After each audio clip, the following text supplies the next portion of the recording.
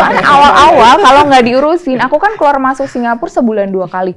Itu suka ketahan terus di imigrasi loh. Oh ya? Kerja keras sih nomor 1 ya, karena Singapura itu kan nggak seindah, ya kalau kita nggak punya duit emang nggak indah gitu ya.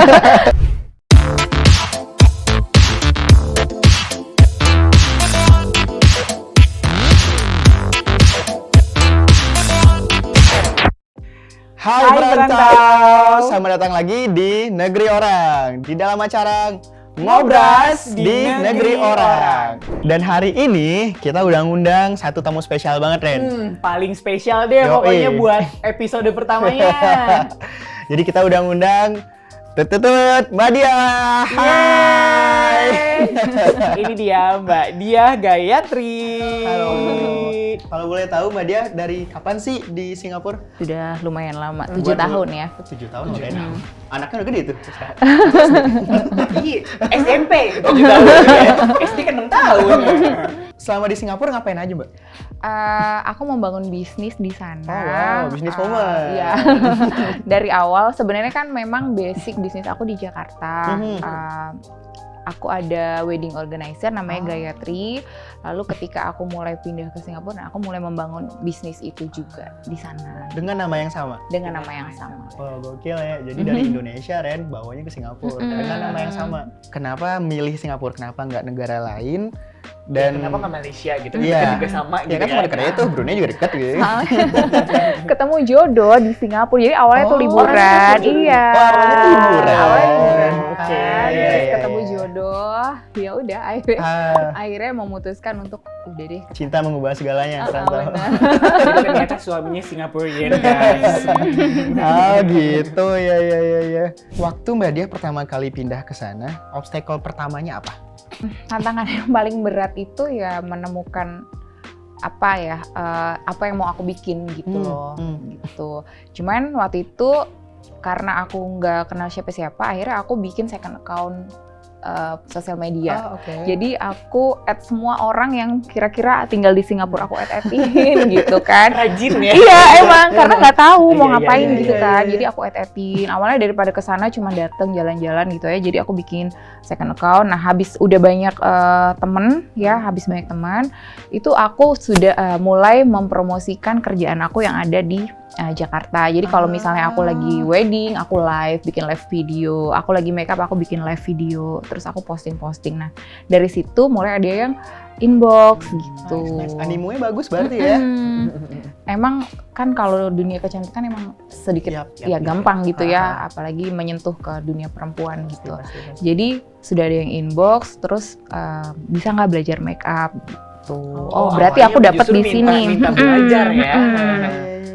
Gitu. Terus bisa, yuk ketemuan gitu. Itu adalah teman pertama aku.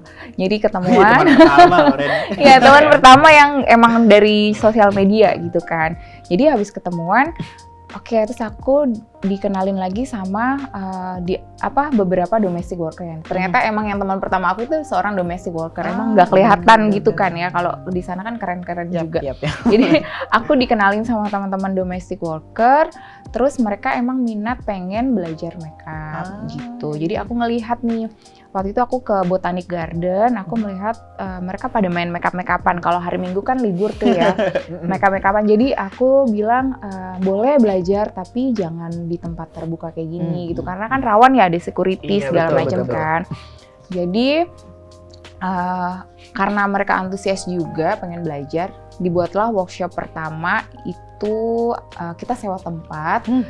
Terus kita bikin workshop, itu pesertanya langsung ada 35 orang. Banyak loh 35 buat workshop pertama. Itu Workshop pertama kali aku bikin workshop tata rias. Itu habis dari situ kok banyak request lagi. Bikin yuk, 2 bulan kemudian kita bikin workshop itu tata rias pengantin tradisional ya, Jawaan gitu. Pesertanya nambah lagi 50 gitu. Nah dari situ kan workshop pertama, kedua aku punya portfolio nih. Ditambah dengan pengalaman aku mengajar, tadinya kan aku juga keliling kota kan untuk bikin workshop tata rias gitu. Jadi aku beraniin diri ke KBRI bikin proposal gitu.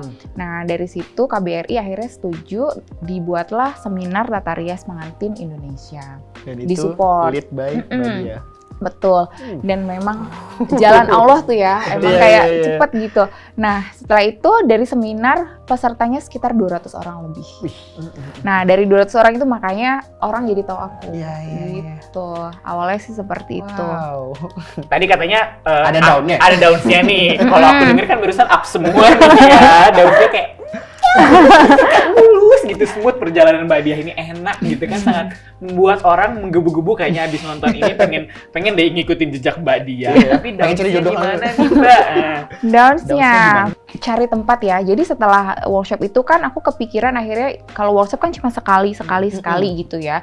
Ya udah deh aku bikin sekolah aja yang mereka memang masuknya rutin gitu. Jadi aku bikin sekolah namanya Gayatri Beauty Academy. Gitu, dan itu memang prosesnya berarti kan aku harus ngejar suami aku untuk ngurusin izinnya kan gitu. Nah, susahnya adalah cari tempat karena di situ sewa tempat itu mahal banget gitu kan. Ya, di sana. Iya, sewa tempat. Terus waktu itu aku belum menemukan tim yang ngebantu aku gitu kan. Jadi memang harus ngebangun dari awal banget gitu semuanya. Sama ketika masuk ke COVID ini ya. Jadi memang mungkin gak cuma aku aja, semuanya juga merasa kalau ya terimbas gitu dari pandemik ini kan. Ngomongin soal apa tadi? Cari tempat susah segala macam. Perizinannya gimana, Mbak, kalau di Singapura? Jadi harus ada company sendiri gitu. Terdaftar dulu.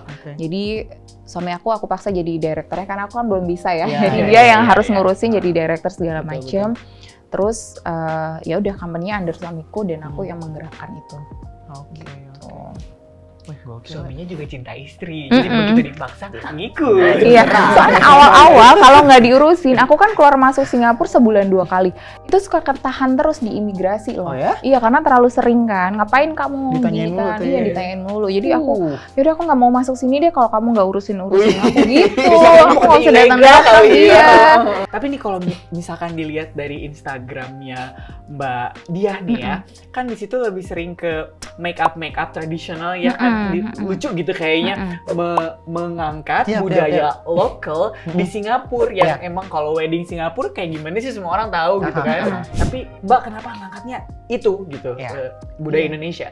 Karena biar beda dari yang lain gitu. Apalagi kalau di Singapura belum banyak orang yang bisa tata rias pengantin Indonesia ya, Jawa-Jawa gitu. Jadi ada, tapi mungkin tidak sesuai dengan pakem yang kita punya gitu. Nah, disitulah aku ini loh yang kayaknya ini bisa aku jual nih di sini. Gitu.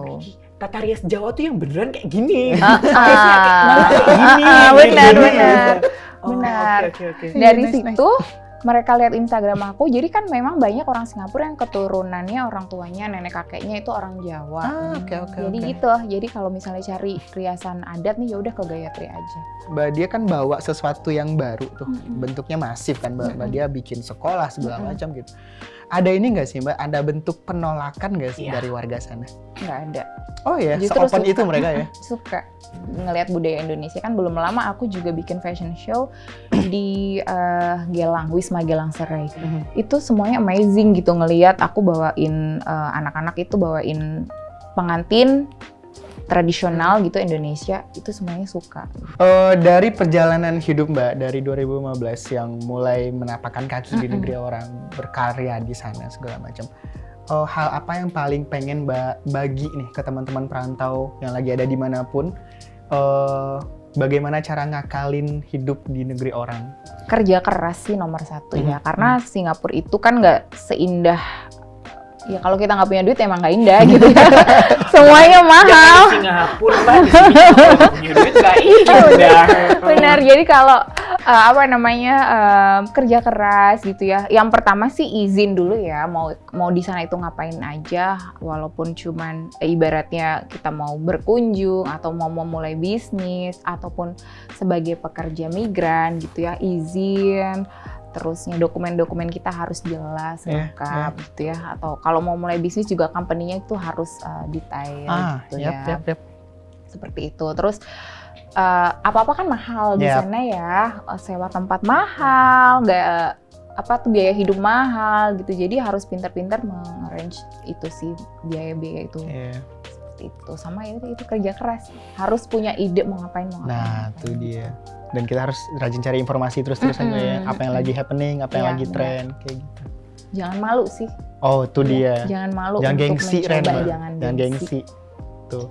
Karena kan biasanya nih orang-orang kita kan kebanyakan gengsi ya. Terus pas nyampe sana gengsi dari negara kita nih dibawa lagi ke sana, ke bawa-bawa gengsinya. Itu bahaya ya perantau ya. Jadi Jangan ya. jangan, selama itu positif dilakuin aja ya Mbak ya. Berarti. Betul.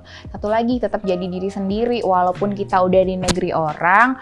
Terus jangan sampai terkontaminasi, bukan bahasa halusnya apa tuh? Jadi kebule-bulean gitu ya, atau jadi secara stylenya juga berubah ngikutin gitu, sebenarnya sah-sah aja, tapi langkah-langkah baiknya kita sebagai bangsa Indonesia tetap gitu membawa budaya Jaga, kita, ya. menjaga. Oh teman-teman perantau, itu dia pertemuan kita hari ini dengan Mbak Dia. Mbak Dia, thank you banget. Thank you banget, Mbak Dia. Thank you Terima banget udah kasih. datang ke studio kita yang kayak gini. Thank you banget. Yang sangat mewah ini.